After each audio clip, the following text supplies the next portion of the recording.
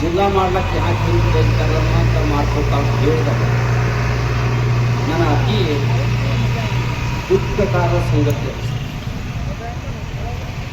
ಅವರು ಈಗಾಗಲೇ ಇತರ ದೇಶದ ಎಷ್ಟೋ ಜನ ಪ್ರಾಣವನ್ನು ಬಿಟ್ಟಿದ್ರು ಕೂಡ ನಮ್ಮ ಕಡೆ ಯಾಕೋ ಚಿಕ್ಕೋಡಿ ಜಿಲ್ಲಾಕ್ಕೆ ಗಮನ ಕೊಟ್ಟಿಲ್ಲ.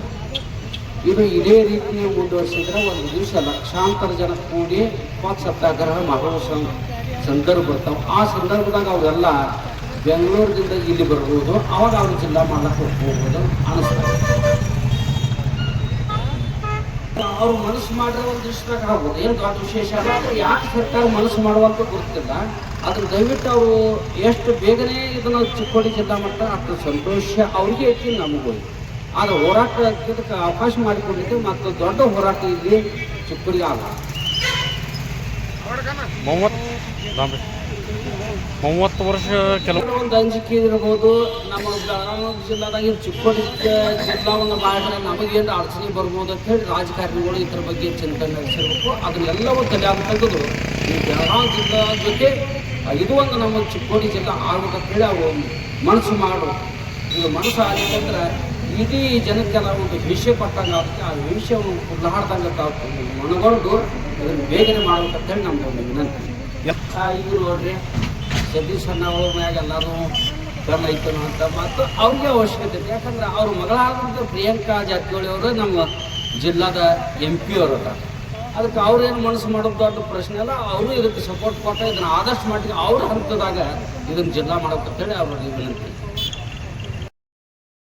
ತಮಸೋ ಮಾಂ ಜ್ಯೋತಿರ್ಗಮಯ ಮೃತೋರ್ಮಾಂ ಅಮೃತಂಗಮಯ ಓಂ ಶಾಂತಿ ಶಾಂತಿ ಶಾಂತಿ. ಬೆಳಗಾವಿ ಜಿಲ್ಲೆಯಲ್ಲಿ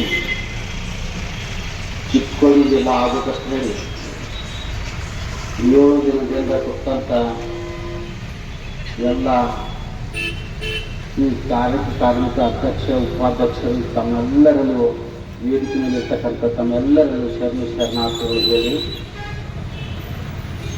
ಹೋರಾಟ ಇವತ್ತಿನಿಂದಲ್ಲ, ಇದು 20-22 ವರ್ಷದಿಂದ ಹೋರಾಟ ನಡೆದಿದೆ.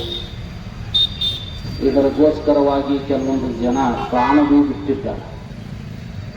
ದತ್ತಾತ್ರೇಯಗಳಿದ್ದಾಗೂ ಬಂದಿನಿ, ಸಂಗಾಪುರಗಳಿದ್ದಾಗೂ ಇಲ್ಲಿ ಬಂದು ಒಂದು ಸ್ಕೂಲ್ ಹೋಗಿದ್ದು.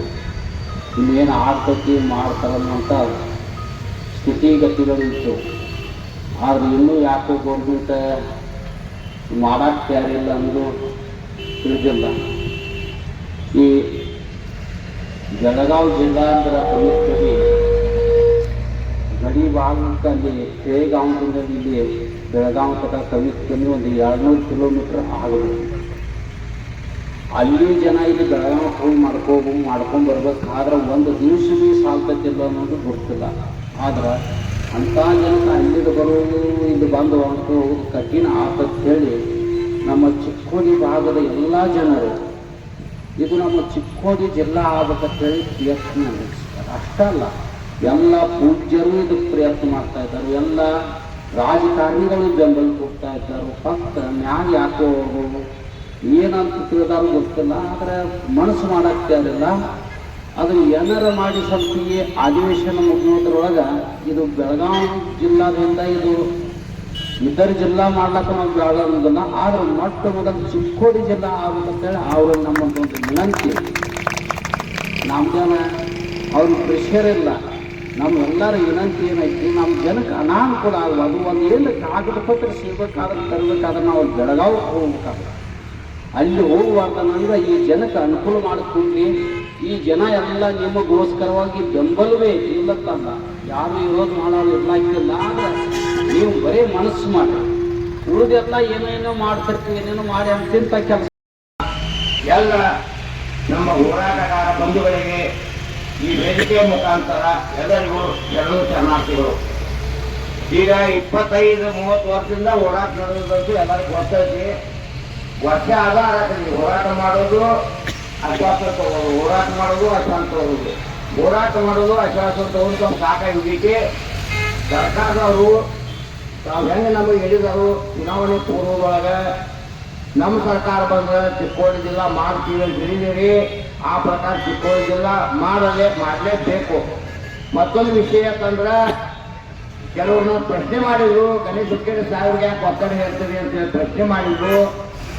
ನೋಡ್ರಿ, ನೀವು ನಮ್ಮ ಹೆಮ್ಮೆ ಶಾಸಕ ಮತ್ತ ನಿಮ್ಮ ಬಗ್ಗೆ ನಮ್ಮ ಪ್ರೀತಿ ಐತಿ.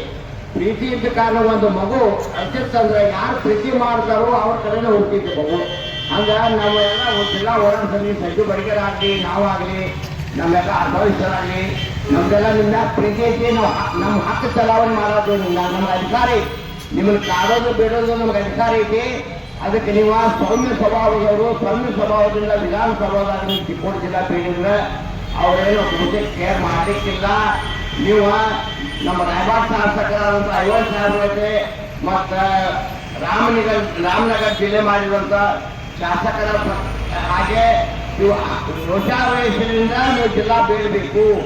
ಅಲ್ಲಿ ಸದನ ಕೇಳಿದ್ರೆ ನೀವು ಪ್ರತಿಭಟನೆ ಮಾಡಿ. ನೀವು ನಮ್ಮವರು, ನಾವೆಲ್ಲ ನೀವು ಇಡೀ ಚಿಕ್ಕೋಡಿ ಹೋಗ್ಬೇಕು. ಹಾಗೆ ನಿಮಗೆ ಹಿಂದೈತೆ. ನೀವು ಒಟ್ಟ ವಿಚಾರ ಮಾಡಕ್ಕೆ ಹೋಗಬೇಡ್ರಿ. ರಾಜಾರೋಷವಾಗಿ ನೀವು ಇಡೀ ಚಿಕ್ಕೋಡಿ ಜಿಲ್ಲೆ ಆಗಲೇಬೇಕು ಅಂತ ನೀವಲ್ಲಿ ವಿಧಾನಸಭೆ ಒಳಗೆ ನೀವು ಅಲ್ಲಿ ಧರಣಿ ಕೊಡ್ರಿ. ಧರಣಿ ಕೊಟ್ಟ ಚಿಕ್ಕೋಡಿ ಜಿಲ್ಲಾ ಜೋರಾಗಿ ಬೇಡ್ರಿ. ನೀವು ಒಬ್ಬರೇ ಇಲ್ಲ, ನಮ್ಮ ಚಿಕ್ಕೋಡಿ ಭಾಗದ ಎಲ್ಲ ಜನರು, ಜನಪ್ರತಿನಿಧಿಗಳು, ಶಾಸಕರು, ಹೋರಾಟಗಾರೆಲ್ಲ ನಿಮ್ಮ ಕಣ್ಣು ನಿಂತಿದ್ದೇವೆ. ಅದಕ್ಕೆ ದಯಮಾಡಿ ತಾವ ಏನು ನಮ್ಮ ಜಿಲ್ಲಾ ಹೋರಾಟ ಸಮಿತಿ ಬಗ್ಗೆ ಅಪಾರ್ಥ ಮಾಡ್ಕೋಬೇಡ್ರಿ. ನಮ್ದು ಅಧಿಕಾರ ಐತಿ, ನಮ್ಗೆ ಹಕ್ಕೈತಿ. ನಿಮ್ಮನ್ನು ಕಾಡೋದು ಬೇಡೋದು ನಿಮ್ಗೆ ಏನಾದ್ರು